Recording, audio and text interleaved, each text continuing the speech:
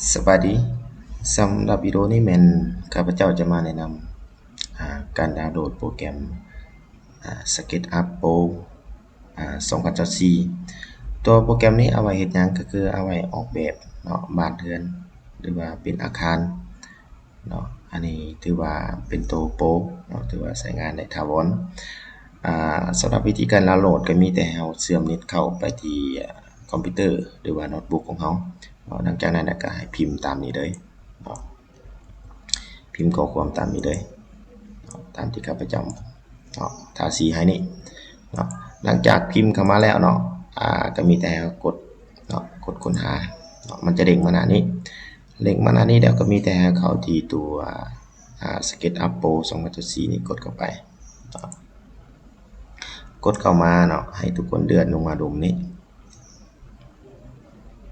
เลื่อนลงมาเนาะมันจะมีรูปภาพประกอบถือว่าโปรแกรมนี้เนาะมีสถานะถือว่าทดสอบแล้วเนาะวิธีการติดตั้งก็มีแล้วเนาะปรับปรุงเมื่อวันที่18เดือน5 2024เนาะให้กดดาวน์โหลดเลยถ้ามันเด้งมาหน้านี้ก็หมายความว่ามันดาวน์โหลดบ่ได้เนาะให้ปิดไปเนาะให้กดอีกเทื่อนึงมันเด้งมาหน้านี้ถือว่าให้รอท่าเนาะในหน้านี้รอท่าแล้วมันจะมีปุ่มให้เรากดอีกไปอีกเทื่อนึงให้รอท่าประมาณ5วิ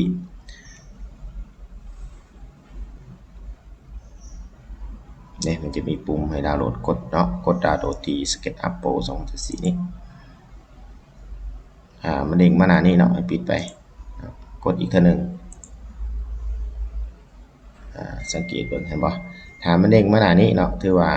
มันมีให้เราดาวน์โหลดแล้วอยู่นี่เห็นบ่มีให้เราดาวน์โหลดอยู่นี่มีแต่กดดาวน์โหลดไป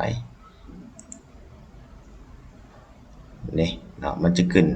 ถ้าว่ามี IDM มันจะขึ้น IDM ขึ้นมาเนาะข้าพเจ้าจะเซฟไว้อยู่ที่หน้าจอเดสก์ท็อปเนาะเซฟไว้อยู่นี่กดดาวน์โหลดสำหรับการดาวน์โหลดนี่แม่นขึ้นกับความไวของอินเทอร์เน็ตของเราเนาะอันนี้ของข้าพเจ้าก็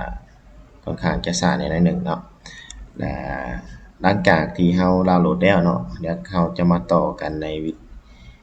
EP ต่อไปจะมาแนะนำวิธีการในการติดตั้งเนาะสำหรับ EP นี้เนาะจบลงเพียงแต่ส่ำนี้ก่อนเนาะขอบใจ